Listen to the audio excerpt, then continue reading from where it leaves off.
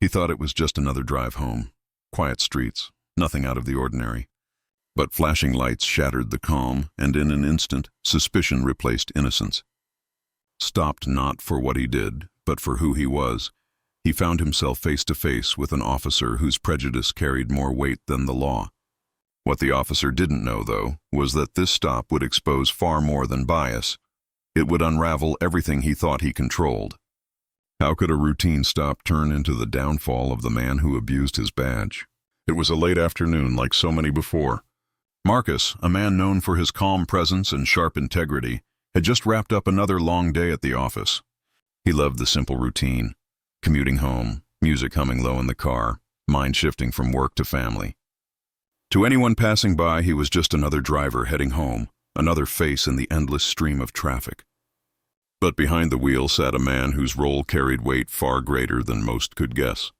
As the sun dipped lower, painting the sky in fading gold, Marcus drove with the ease of someone who believed this was just another ordinary evening. Yet on the road ahead, shadows of tension were already forming. A patrol car lingered nearby, its presence unnoticed by him. What began as a normal ride was about to collide with suspicion, prejudice, and a test of justice that would shake more than just one man's night. Marcus noticed the flashing lights too late. In his rearview mirror, red and blue cut across the fading sky, signaling not safety but suspicion. His chest tightened. He knew the routine: pull over, hands visible, every move deliberate. It was a script black drivers had learned too well, one that carried unspoken danger with every step. He eased to the side of the road, heart pounding against the silence. The officer approached slowly, each footstep heavy with authority. His hand hovered near his holster, not out of necessity, but out of choice. To him, Marcus wasn't a man heading home from work. He was a suspect, a threat, an assumption dressed in skin he didn't trust. The window rolled down and the air shifted. Questions fired off, not about a broken taillight or speeding, but about where Marcus was coming from, why he was in this neighborhood, and who the car really belonged to. The tone carried no curiosity, only accusation. Every answer Marcus gave seemed to feed the officer's suspicion instead of easing it. His calm words were met with narrowed eyes, with the quiet hum of authority looking for a reason to escalate. Minutes dragged on, and the scene grew darker, not just with the setting sun, but with the weight of injustice pressing down. Other drivers passed, some slowing to look, others avoiding the sight entirely. Marcus felt the gaze of strangers, the sting of being reduced to a spectacle of power. The officer ordered him out of the car. The command wasn't a request. It was a display. Marcus complied, careful and measured, every movement heavy with the knowledge that one wrong gesture could spark a tragedy. The cold night air bit at his skin as he stood on the roadside, vulnerable under flashing lights. The officer circled him, looking for flaws, for cracks, for justification. Time felt stretched, like the world had narrowed to this moment of imbalance. The questions grew sharper, louder, about drugs, about weapons, about records Marcus never had. His license and registration, though spotless, were treated like pieces of evidence waiting to betray him.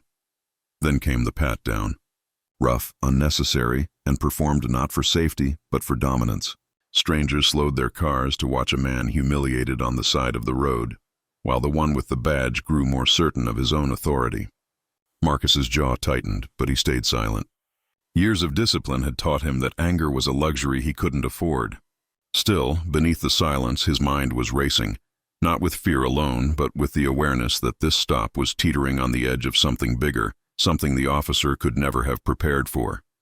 Because Marcus was no ordinary driver, and the man with the badge had no idea who he had just placed under the spotlight of suspicion. The officer's tone sharpened, each command dripping with hostility. Marcus stood in the harsh glare of flashing lights, hands raised, every breath calculated. The officer circled him like a predator closing in on prey, barking accusations that carried no proof, only prejudice. Then came the moment that snapped the air in half. The officer reached for his cuffs. The metallic click was louder than the sirens in the distance. Cold steel gripped Marcus's wrists, not because of evidence, not because of crime, but because the officer had already decided guilt was written in his skin. The humiliation burned deeper than the chill of the night. Strangers slowed their cars, eyes wide, some with phones raised, others turning away. To them, it was another spectacle. To Marcus, it was a test of survival. His pulse thundered, but his voice stayed calm. Years of discipline told him not to break, not to let rage spill out and justify the story the officer had already written about him.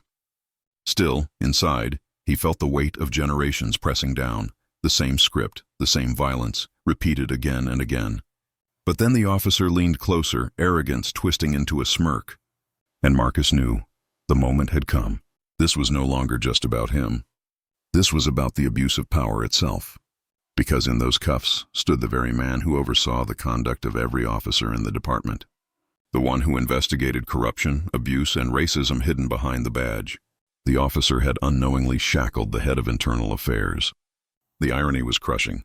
The predator had cornered his judge. The crowd didn't know it yet. The officer didn't realize it yet. But the ground beneath this moment was about to shift, and when it did, the fallout would expose far more than one man's prejudice. The cuffs eventually came off, but not because the officer showed restraint or realized his mistake. It was because the truth could no longer be ignored. When Marcus revealed who he was, the air shifted instantly. The officer's confidence cracked, his smirk vanished, and for the first time, fear flickered in his eyes.